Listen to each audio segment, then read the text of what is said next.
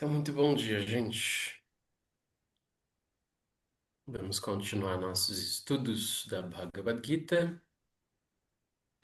Então, a gente está indo bem para o final agora do capítulo número 6, né? Num trecho onde Krishna e Arjuna discutem algumas perguntas e respostas, né?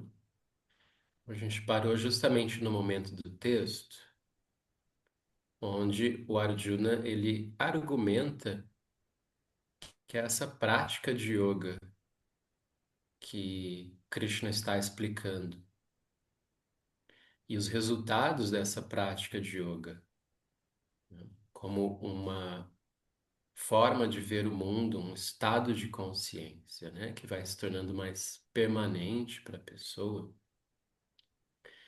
Então, Arjuna argumenta que essa prática e essa conquista, ela é algo muito difícil, né? E ela é difícil, o argumento de Arjuna, porque a nossa mente, ela é flutuante, ela é instável, ela facilmente se distrai com todos os convites, né, dos estímulos sensoriais que estão à nossa volta. E, portanto, meditar nesse princípio único do Atma, né, o princípio espiritual, não é uma coisa simples, não é uma coisa fácil, não é, digamos, natural para a mente, uma vez que essa mente, ela realmente está muito acostumada com essa distração, né? Com essa liberdade de ficar vagueando, ou vagando, né? Aleatoriamente pelos estímulos ao nosso redor. Nossas motivações também, né? Nem sempre estão tão alinhadas assim com esse propósito da realização espiritual. Porque uma boa parte das nossas motivações na vida, elas são apenas motivações sensoriais e egóicas, né? Então, isso tudo distrai a mente com grande facilidade, por isso Arjuna argumenta que não é fácil essa prática que Krishna está explicando. E, obviamente, que a gente se apoia no Arjuna, né? E reforça o argumento dele a partir da nossa própria experiência. A gente sabe que não é fácil, né? A gente sabe o quanto a gente também não se interessa tanto assim, né? De praticar com afinco esse caminho espiritual que Krishna está descrevendo. Mas Krishna dá uma resposta importante para o Arjuna, que é uma base aqui para gente, né? Como vocês viram, essa resposta de Krishna coincide com uma célebre passagem do Yoga Sutra de Patanjali, né? Onde vai dizer que as duas principais atitudes que a gente precisa ter para seguir caminhando nessa prática é Abhyasa e Vairagya, né? E aí eu expliquei para vocês que o Abhyasa é justamente a constância, a regularidade com a qual a gente continua fazendo a prática, né? Vão ter dias onde a gente está gostando muito de fazer aquela prática. Vão ter dias onde a gente está totalmente desinteressado dela. Por isso a mente tende a vagar, né? Ela pode, alguns dias, se sentir atraída pela prática, outros dias ela vai dizer, ah, não quero isso, enjoei, não tô afim, né? Mas o abhyasa significa a gente furar essas ondas de oscilações mentais e se manter praticando. Quer a gente queira, quer a gente não queira, né? Quer a gente esteja gostando ou não gostando, a gente mantém uma disciplina, né? É uma disciplina mesmo. Então, esse é o lado mais, digamos assim, que a gente tem essa característica, né? Uma postura um pouco mais firme, né? Em relação à condução da nossa própria mente. né? A gente não vai pelo que a mente quer, no momento que ela quer, pelos caprichos da mente, né? A gente vai estabelecer realmente o que que é o nosso foco e a gente vai se concentrar naquilo, disciplinadamente. Esse é o Abhyasa. E depois a gente tem o Vairagya, né, que é um complemento. A gente precisa ter paciência. A gente precisa entender que os resultados dessa prática, eles vão chegando no devido tempo. Esse tempo não somos nós quem determinamos. Quanto mais pressa, quanto mais afobação a gente criar, mais a gente vai estar se distanciando desses resultados. Eu sempre trago essa história para vocês, né?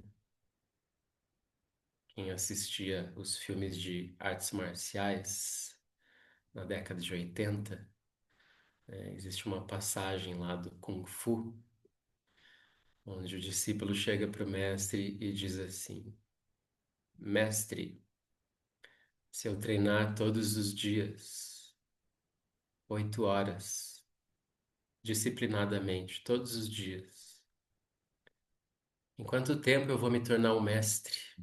Essa é a pergunta que ele faz. E aí o mestre pensa um pouquinho e diz: vai levar 40 anos. Tá? Eu estou chutando os números, eu não me lembro exatamente, mas vocês vão entender a ideia.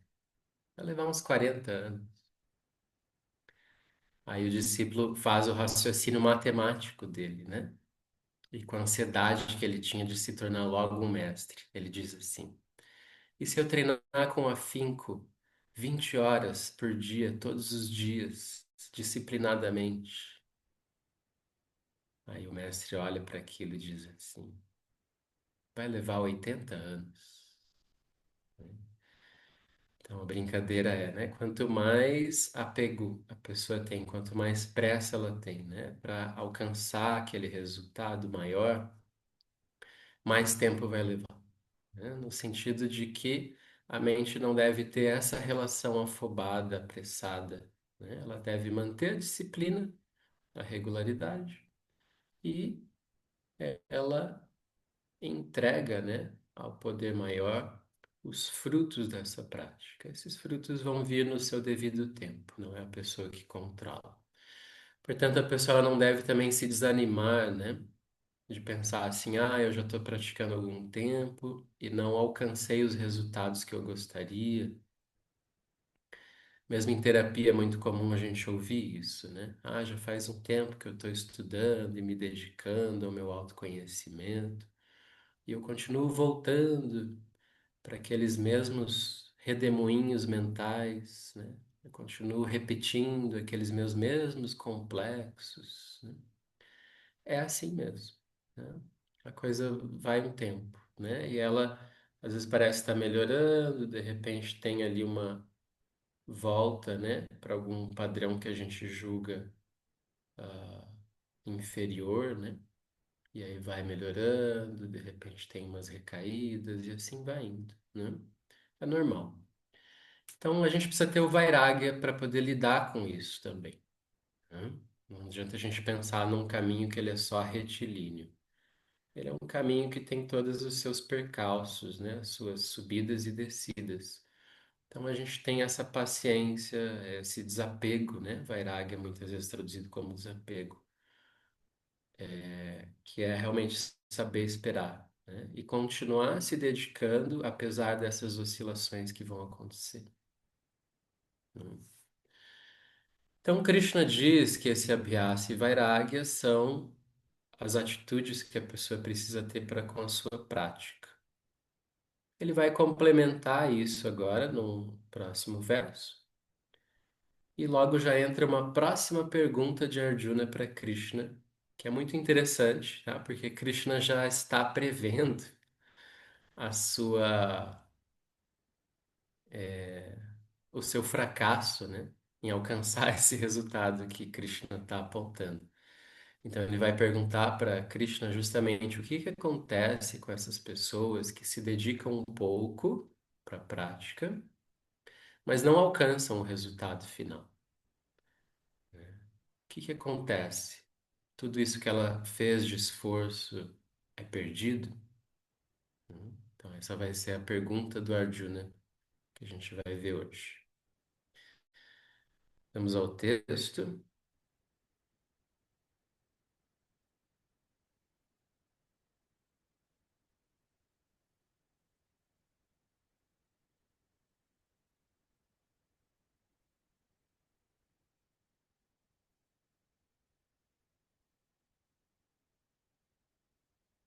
Muito bem. Então, esse foi o verso onde ele falou sobre o Abhyasa e o Vairagya, né? Como eu expliquei agora mesmo para vocês.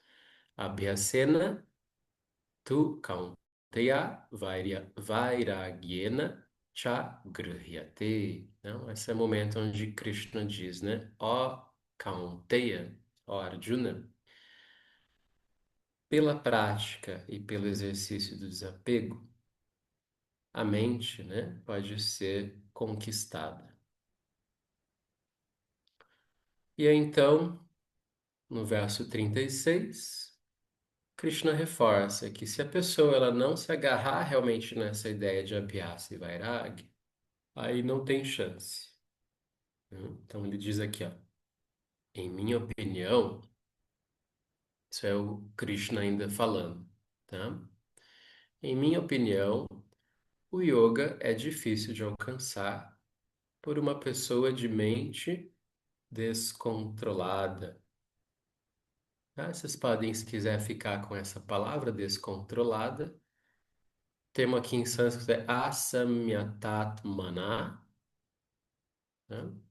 E esse samya, tá? Vem daquele samyama, tá? Que é a ideia daquela disciplina mental, aquela disciplina meditativa, né? Da mente. Então, asamyatatmana quer dizer essa mente que não está sendo realmente treinada, não está sendo cuidada, não está sendo disciplinada, não está sendo olhada, né? Essa mente que está solta, vagando pelo mundo assim aleatoriamente, né?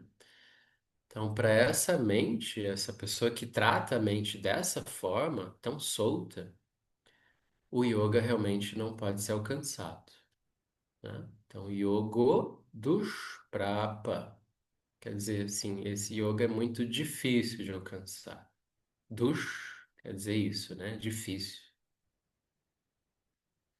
Aí ele diz, contudo, o yoga pode ser alcançado através dos meios apropriados, tá? Vamos lembrar que os meios apropriados são esse Abhyasa e esse Vairagya que ele citou ali em cima.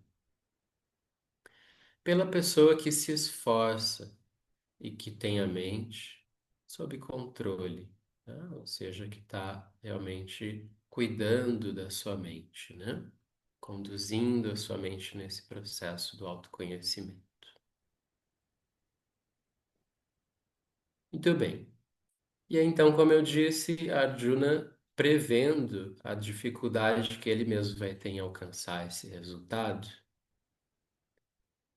ele diz assim: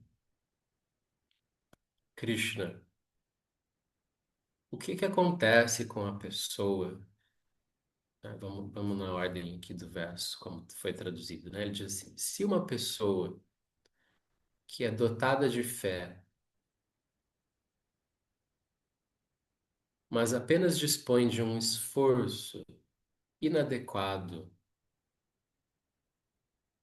percebe sua mente desviando-se do caminho do yoga e então fracassa em alcançar a perfeição. Ó Krishna, para onde essa pessoa vai, né? Então, ele está dizendo assim, né? Qual é o destino dessa pessoa que tem fé nesse caminho? Ela pensa assim, puxa, essa filosofia realmente faz sentido para mim. Eu gosto da ideia de tomar essa filosofia como o meu caminho de vida.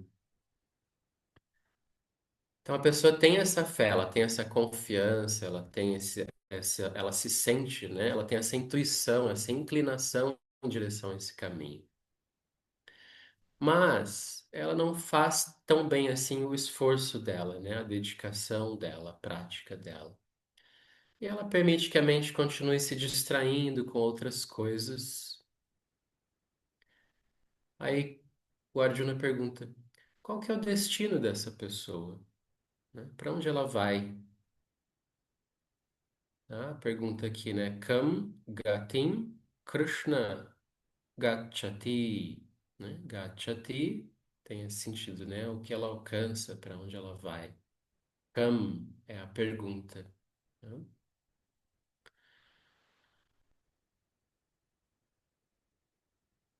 Aí ele continua argumentando sobre isso, né? Já que essa pessoa, ela se sente, olha o raciocínio do Arjuna. Essa pessoa, ela se sente atraída para o caminho espiritual.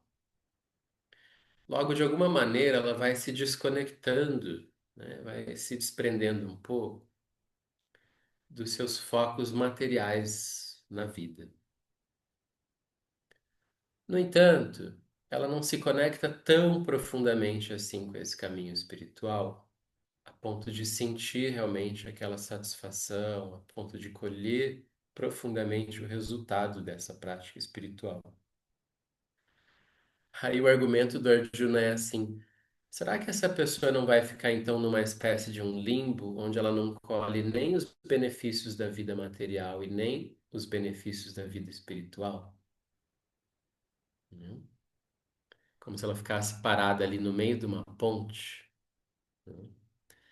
Então, vejam só a continuidade aqui do argumento do Arjuna. Então, ele diz assim, né? Sem nenhum suporte. Em que sentido, né? Ou seja, a pessoa ela não tá nem ainda colhendo aquela satisfação espiritual, e ao mesmo tempo ela perdeu aquele gosto em termos das satisfações materiais. Então ela ficou sem nenhum suporte, né? Não tem nada ali que está dando um sentido mais profundo para ela. Então, sem nenhum suporte, confundida no caminho que leva ao Brahman, né? Ou seja, ela estava indo nesse caminho que leva à realização espiritual, mas ela se perdeu um pouco, ela ficou ali distraída, confusa no meio desse caminho. E aí ele diz: então, destituída de ambos, né? Ela não tem nem uma coisa nem outra, ó Krishna de braços poderosos. Tal pessoa não perece como uma nuvem dispersa. Então ele diz assim, ele compara com uma nuvenzinha que se desgarrou das outras nuvens, né? Então, o que acontece? As nuvens, se elas fossem seres individuais, né? Elas têm ali, né, o seu suporte umas nas outras, né? Muitas nuvens juntas formam uma estrutura de nuvens, né, que não se perde. Mas quando uma pequena nuvenzinha se desgarra do restante das nuvens, ela facilmente vai se dissipando, né? Se perdendo, se desfazendo. Então, Krishna evoca essa imagem para falar sobre a pessoa, né? O ser dessa pessoa que não conseguiu se agarrar fortemente nas suas realizações espirituais e também, porque já tem um certo desapego, também não vê mais sentido em ficar se agarrando nas coisas materiais. Ele diz, já que essa pessoa está perdida no meio desse caminho, né? Sem nenhum suporte das duas partes, ela não se perderia, né? Não pereceria como uma nuvem que se dissipa. Uhum. Interessante essa imagem, né? E aí ele diz: por favor, remova completamente esta minha dúvida, ó Krishna, pois não há nenhum outro destruidor desta dúvida senão você. Né? Então ele pede para que Krishna responda essa inquietação que ele está sentindo, né? Entendendo que ele mesmo se coloca nesse lugar que é comum para nós, da gente realmente olhar para isso tudo e pensar, bom, eu não sou um praticante tão dedicado assim, né? Minha mente ainda se divide, né? Entre anseios espirituais e anseios materiais. Então, obviamente que esse é o meu, a minha posição, né, diante disso. Arjuna ele está sempre representando a posição do ser humano aqui, né, com as suas falhas, com as suas imperfeições, né? Então, obviamente ele pergunta: o que que vai ser de nós, né, quando a gente está mais ou menos ainda parado no meio desse caminho, no meio dessa travessia? E aí, então Krishna começa a responder. Primeiro ele acalma o Arjuna com uma frase muito bonita, olha só, ele diz assim, né? Então, Shri Bhagavan, Krishna, o Senhor Supremo, disse: Ó Partha, tá? Que é o filho de Pritha. Então, esse é o Arjuna, né? Nem aqui, neste mundo, nem lá, no próximo, há destruição para tal pessoa. Pois uma pessoa que faz o bem nunca alcança o mal. Né? Essa é a frase, essa é a primeira frase aqui, né? Então ele diz assim, ó, na Iva, nem aqui. Iva quer dizer aqui, neste mundo, nesta vida. Na Amutra, nem na próxima vida, no outro mundo para onde essa pessoa for depois daqui. Vinashas tasya vidyate, né? Né? Não há destruição para esta pessoa. Não há ruína, não há perda para essa pessoa. Pois uma pessoa que é Kalyana Krit, tá? Que vem nessa vida se dedicando a fazer boas obras, boas ações, na Ri Durgatim Tata Gachati. Para ela não há um destino ruim, tá? Durgatim quer dizer, ela não vai para um destino ruim. Krishna garante isso, ela não vai ter um destino ruim, né? Ele chama o Arjuna de Tata. Tata é um termo carinhoso, né? É quase como se ele dissesse assim, meu filho, meu querido, né? Não se preocupe. Pessoas como você que vem se dedicando ao longo da vida a ter boas ações, jamais receberão um destino ruim, né? Então, essa é a resposta. Mas aí ele segue explicando, né? Olha só.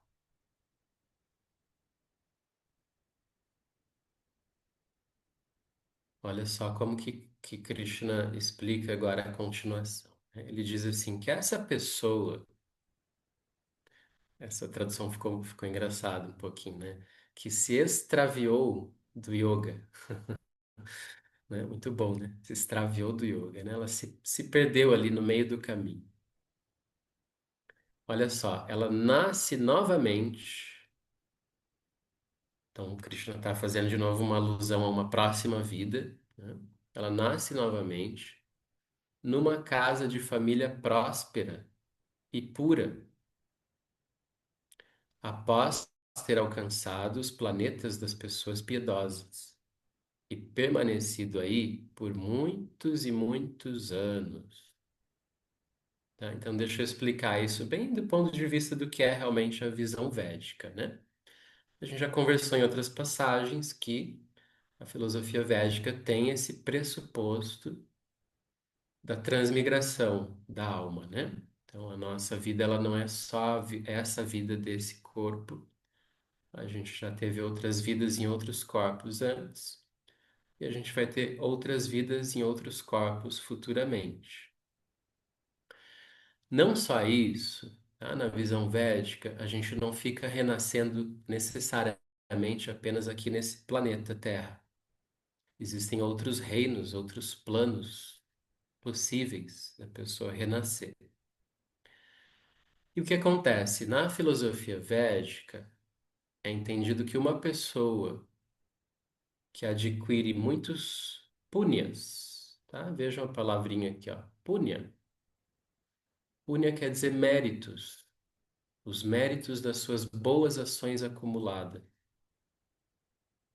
Essas pessoas, quando elas têm esses méritos acumulados, porém elas não alcançaram a realização espiritual última, ou seja, elas não alcançaram moksha, a liberação, a primeira coisa que acontece com essas pessoas após a morte é que elas vão passar um tempo em reinos celestiais, em reinos superiores, né? Porque elas precisam ser promovidas para lá para poder usufruir dos seus bons karmas, né? Do seu punya acumulado. Porém, depois de um tempo, vivendo nesses reinos, o seu punya se esgota, assim como um crédito, né? A pessoa recebeu uma bolada de dinheiro, aí ela vai gastando aquilo, né? Com todas as coisas que ela deseja experimentar. Aí chega uma hora que acaba o dinheiro, aí ela tem que voltar para trabalhar de novo, né? Então, agora que acabou minha reserva de dinheiro, eu tenho que voltar a trabalhar, não tem outra escolha. Então, depois que a pessoa passou essa, vamos colocar assim, encarnação de férias, né? Nesse plano celestial, aí esgota todo o punya que ela acumulou, ela precisa voltar para um local, para renascer num lugar onde ela tem que aí voltar a fazer o seu trabalho espiritual, né? Então, esse plano terrestre é um lugar onde a gente vem para fazer um trabalho espiritual. Aqui não é encarnação de férias, né?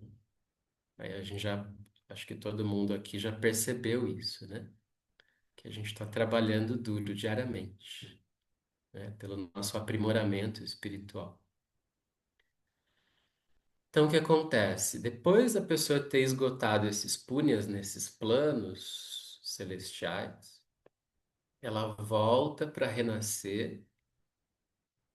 E aí, onde que ela renasce? Em qualquer lugar, assim, ela cai de paraquedas aleatoriamente em qualquer ponto, né, desse mundo. Krishna diz que não. Krishna diz que essa pessoa, ela vai nascer numa família Sutinam, tá? Que tem uma certa pureza, uma certa virtude, né? Uma cultura virtuosa. E Shri, essa família tem Shri, que quer dizer assim, uma certa condição material favorável para oferecer para essa pessoa, né? Ela não vai nascer assim de uma forma muito desprovida, né? Ela vai nascer dentro de um contexto relativamente favorável, materialmente falando, tá? Isso é o que Krishna está dizendo aqui, né? Então, Krishna garante que a pessoa vai ter esse nascimento na próxima vida, depois de ter expiado seus punyas, né? Seus méritos kármicos lá nos planos celestiais. E aí, vamos continuar aqui a resposta, tá? Hoje eu vou ter que esticar um pouquinho, que é bom que a gente está na continuação aqui desse tema. Ele diz assim: ou essa pessoa nasce numa família de sábios yogis. Olha só, Krishna está considerando que isso é melhor ainda, né? A pessoa nascer numa família de yogis. Porém, tal nascimento neste mundo é mais raro de se obter, né? Então não é tão simples assim nascer numa família de yogis. E aí, no verso 43, Krishna diz, olha só, que então neste novo nascimento, essa pessoa obtém novamente a disposição mental que ela tinha em seu corpo anterior, tá? O que que ele quer dizer com isso? Que essa pessoa que já gostava, já se sentia atraída por esse caminho espiritual na sua vida prévia, ela vai vir com essa mesma inclinação nessa vida, ela vai sentir essa atração, esse interesse por perseguir esse caminho espiritual. Então, ela obtém novamente essa disposição mental que ela tinha em seu corpo anterior, e a partir daí esforça-se muito mais para alcançar o sucesso no yoga. E aí, só mais um verso aqui para concluir essa resposta, né?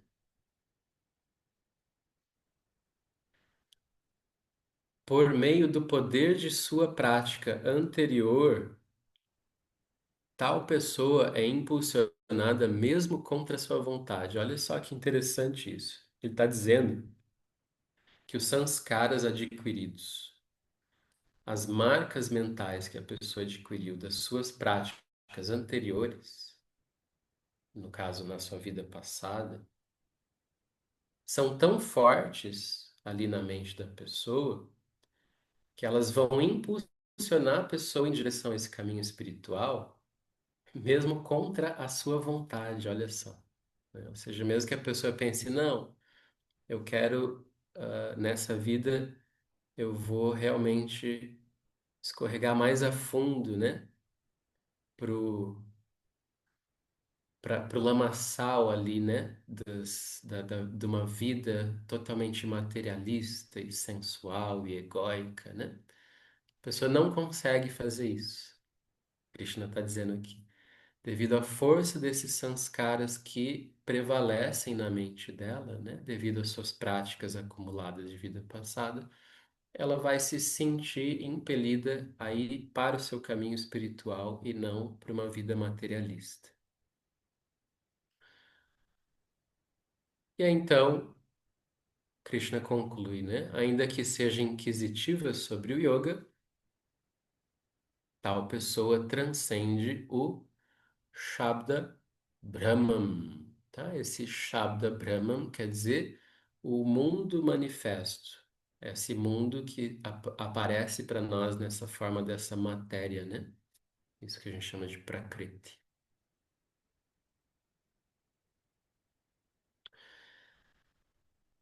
Ok, gente, então essa é a mensagem, né? Então, a pessoa que pratica um pouco o que for disso, na visão de Krishna aqui, ela está criando marcas profundas na sua mente, e essas marcas elas não se apagam, elas vão sempre se somando para fazer com que essa pessoa tenha cada vez mais propensão e inclinação a continuar com força nesse caminho espiritual. E ele diz que isso se sustenta, né, até mesmo de uma vida para outra. Tá? Essa foi a resposta de Krishna. Ok? Alguma questão sobre isso? O que que vocês acharam aí do tema?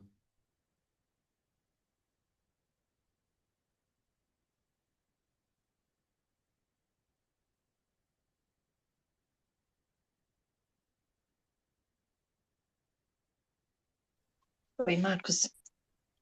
É, aqui a gente pode também pensar na questão do diamante que vem sendo lapidado, né? Então, numa vida conseguiu lapidar um pouquinho, na outra vida vai lapidando um pouco mais. Porque também se a gente for assim lapidar o diamante com muita vontade ou muita ênfase, você vai acabar quebrando aquilo ali, de repente, ao Hum, invés de lapidar e deixar aquilo uma pedra bonita, né? Então, nós também somos frágeis de uma certa forma, né? Por isso que tem que ir devagar, né? Devagar com a dor, porque o santo aqui é de barro, né? uhum, Eu acho que vai por aí também. sim. Aí reforça bem essa ideia do Abhyasa e Vairagya, né? Que é uma coisa para se manter por longo tempo. Às vezes eu até nas aulas de Yoga Sutra mesmo eu comento com vocês, né? Que quando ele fala Abhyasa, ele diz Ele diz Dirgha Kala, né? Por um longo tempo. A cultura védica entende esse longo tempo como várias vidas realmente, né? Porque uma vida só talvez seja realmente muito difícil conceber alcançar esse nível, né, de realização espiritual. Mas é isso, é uma lapidação gradual, né? E a gente precisa dar um passo de cada vez. Então, isso é importante até para a gente também respeitar, cada um de nós respeitar o nosso próprio processo e saber respeitar o processo das outras pessoas, né? E se a gente tem uma eternidade à frente, a gente não precisa ter pressa, mas também não precisa ficar patinando no mesmo lugar, Uhum, né? E é interessante porque como é que você vai provar que você desenvolveu realmente tudo? É no decorrer do tempo, é na calma, né? Então, sim. só vai desenvolver, você vai mostrar que você desenvolveu a Vyasa e Vairagya no decorrer do tempo. É É, isso, obrigada, viu, Marcos? ele traz uma visão positiva ali, né? Bom, a gente vai praticando, mas a gente não perde, né? Mas o que me vem à mente, assim, é algumas escorregadas que a gente às vezes vê acontecer, né? A gente discute isso, que a pessoa, ela entra na prática, ela abandona o Karma Yoga, vamos dizer assim, né? O mundo comum, né? Muito cedo, sem ter gerado punya suficiente, né?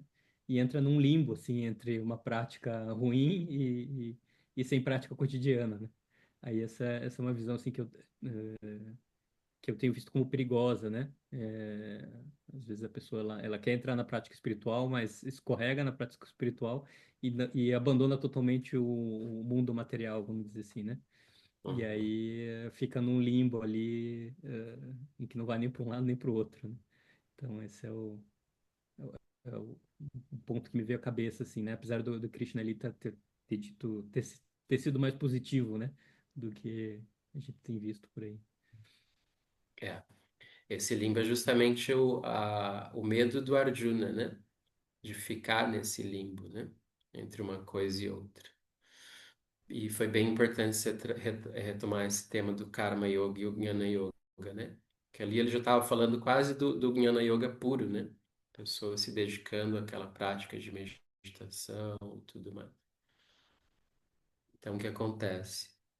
O Karma Yoga é justamente esse caminho seguro que vai ajudar a pessoa a não dar o passo maior do que a perna, né? No sentido dela ir para um caminho de renúncia, né? Dos papéis no mundo, da conexão com os trabalhos no mundo. E aí ela vai para um caminho de meditação, um caminho mais, vamos dizer assim, estrito ali de meditação, mas não consegue realmente realizar aquilo, né? Então, o Karma Yoga é essa grande proteção, né? Porque é uma forma da gente ir fazendo esse trabalho gradual, de um aprimoramento espiritual, mantendo o nosso lugar no mundo, né? E de alguma forma também podendo usufruir, né, das coisas da vida material com aquele espírito de moderação, com aquele espírito de entrega, de desapego, né? Então, existe aí uma segurança em percorrer esse caminho dentro dessa sequência que Krishna está descrevendo, né? Por isso que realmente o Karma Yoga é uma coisa muito importante, né?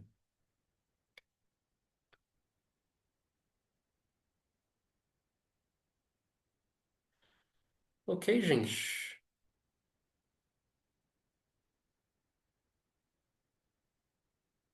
Podemos finalizar a aula de hoje? Então, tá bom. Então, até a semana que vem. Uma boa semana para vocês. Abraços. Obrigado, gente. Obrigada. Boa Tchau, semana. pessoal. Tchau. Tchau. Obrigada, professor.